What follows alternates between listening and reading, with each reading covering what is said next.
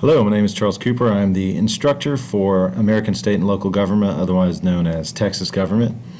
I just want to do a real quick walkthrough for this online course. Hopefully you've logged in at this point, otherwise you won't be able to see or hear this video. What you'll notice up here at the top are some of the things that I've been emailing you guys about. You've got the course tab, calendar tab, lesson tab, so on and so forth. The course tab is going to bring you to this interface. So you'll see the discussion forums that are going to be due this week, or at least the ones that are open currently. You've got further down on the left-hand side the course calendar. Now the course calendar can also be accessed with this tab. We'll get to that in just a second. The course syllabus, and we're going to be walking through that in a second as well, is stored right here for easy reference, of course. Email, I'm not sure if this shows up for you guys or not. I think it does. Course grades, now I don't know if you guys see the average grade or your own individual grade. Either way, sometimes these are inaccurate because I'll post an assignment and sometimes it just automatically calculates those assignments as zeros. If it's doing the class average, any students that have dropped out, those grades that they're missing, of course, will be calculated as zeros, which will drop the class average to usually a pretty paltry degree.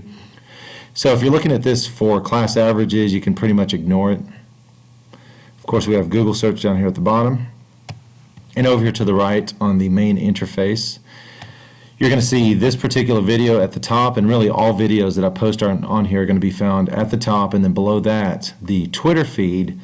And I basically use the Twitter feed as opportunities for, let's say, if there's current event news that I want you guys to know about, I'll tweet something out to this hashtag, and it'll pop up in this particular window. The videos are more about reminding you of due dates, talking about the syllabi, or rather the syllabus, maybe walking you through the rubric for certain essays, certain assignments, that kind of stuff. So the videos are more imperfect as far as they're going to cover like a week's worth of material. The tweets are going to be very specific, and they're going to cover current events or something that I want you guys to know immediately. And of course, if it's really important, I'll shoot an email out to everybody so you don't have to just stare at this Twitter feed. We'll go ahead and click on the calendar tab. And I've only got a week's worth of assignments. I promise you I have more, but I haven't uploaded them yet. So you'll see that the assignments that are posted will pop up here on Mondays. The due dates will pop up on Friday and Saturday, or Sunday usually. You'll see that your first graded written assignment is posted on Monday, but it's not due until February 9th, I believe. Your first reading quiz is posted on Monday, and it is due on Friday by midnight. And then your first discussion post is posted on Monday, due Sunday by midnight. Now keep in mind with the discussion forums, your first post where you address the prompt is due by midnight Wednesday, but there's no due date here because the entire thing is due by Sunday night. So just keep in mind that every Wednesday by midnight you need to post your initial response to the prompt, and then by Sunday the other half of the requirement for the full credit for a discussion forum. The second post is going to be your reply to another student, and then that is due by Sunday at midnight. Exams will usually be open from Friday in the morning until Sunday at midnight, but since our exam is a couple weeks away, you're not seeing that just yet. We'll go ahead and move on to lessons. Faculty information, you can click on there to see my contact information or my ugly mug. Our initial assignment is for you guys to introduce yourselves to each other, and you do that by going to this particular Padlet.com, and you'll see a bunch of students talking about a bunch of stuff.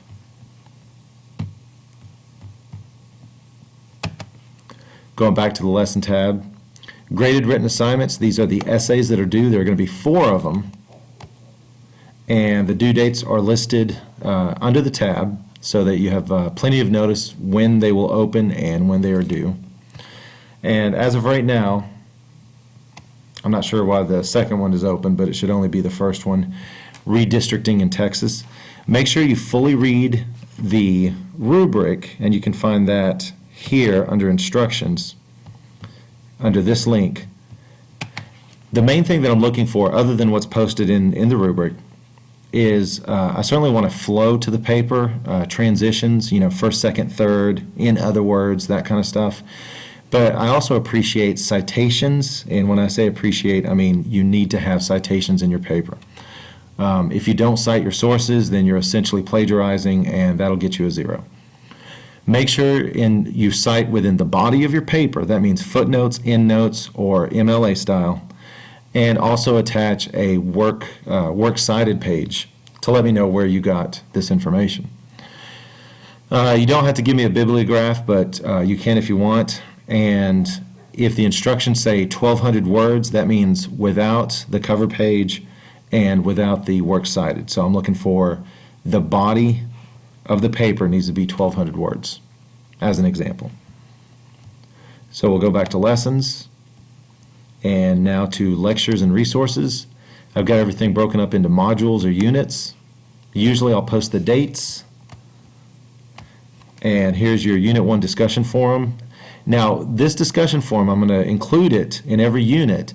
And what I'm looking for is for you guys to give me ideas, if you want, it's certainly not required, to streamline the class, to make it better, to make it more effective, maybe even more fun.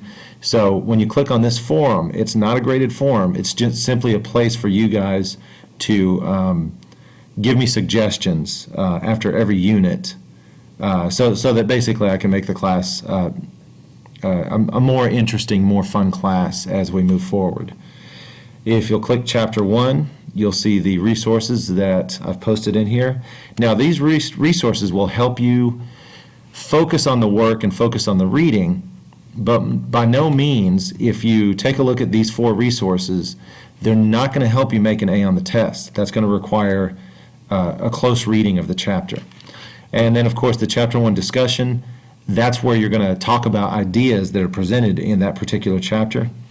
And this is where you're going to have one post due by Wednesday midnight and another post due by Sunday midnight. Every week you will also, so there are 13 chapters. There are going to be 13 of these discussion forums. There are 13 chapters, so there will also be 13 chapter reading quizzes. These questions on the reading quizzes are pulled into the exams, the unit exams. So it will help you in taking these reading quizzes, and I know it's a little bit of a pain, but 1, it'll assess what you know about the chapter after you've read it, and 2, it'll give you a preview to the test, basically. So all of this is meant to kind of funnel you in the direction of being successful in this class. This particular semester, I really haven't posted any resources. Those would be, links, online games that would add to the text, that kind of stuff. Here's the course syllabus again.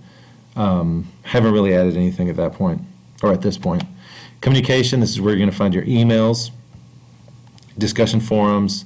I don't have any live office hours, but if you tweet me almost any time during the day, I will respond to your tweet pretty quickly. And then, of course, the reports are basically for me. So that's a breakdown of just the setup of the course as far as what you're going to find online. Let's go ahead and click on the syllabus and take care of this real quick. And most of the stuff in the syllabus I've already covered. You can reach me at this number. I'm usually not in the office, and so emailing me through Angel or at this email address will get a quicker response. But if you want a really fast response, tweet me at this Thrasymachus, and I'll get back to you usually within a matter of minutes, unless I'm in a meeting or otherwise occupado. Here's your textbook. It is required. You don't necessarily need to purchase the ancillary materials. You just need the textbook, and you can buy those paperback or the e-version, whichever one you're most comfortable with. Here's a breakdown of the grades that we're going to have this semester, and that is actually a mistake. That should be 13, not 14. We have 7 exams, 4 graded written assignments, 13 reading quizzes, and 13 reading discussion forums. The 7th exam, I've broken up the book into 6 sections or 6 units. The 7th exam is going to be, and actually let's go ahead and scroll down to the calendar. The 7th exam grade is going to be a 3-minute tutorial video. Now I'm going to throw out a rubric or email a rubric to you guys and some instructions in the next couple weeks or so. But the 3-minute tutorial video is basically you adopting a unit or a section that we've covered in class where you make a tutorial, a very thorough tutorial for other students to watch and to learn from. And like I said before, there's going to be a rubric to it. I want to make sure it's quality. You are reviewing material sort of as an instructor, so you're teaching somebody, kind of like Khan Academy if you've ever checked out that website. But that will be the final test grade. So you've got 6 unit exams, and then the last one will be a video. Now, you don't have to appear on the video. You can do what I'm doing, which is screencast-o-matic.com. You can use powtoon.com. In the instructions, I'll give you a whole bunch of online resources that you can use to create your video, but it does need to be a video, and there needs to be some sort of communication going on, either you talking or a cartoon character talking or something to that effect. Here's a grading scale, pretty rudimentary, pretty average. The rest of the stuff is required by NCTC. Make sure that you remember that the drop date is April 12th, 2014. I believe that's it. Obviously, if you are cheating on a test, plagiarizing, that's going to be a problem in this class, and I know it's sometimes tempting because it's not a brick and mortar classroom where everybody's sitting next to each other.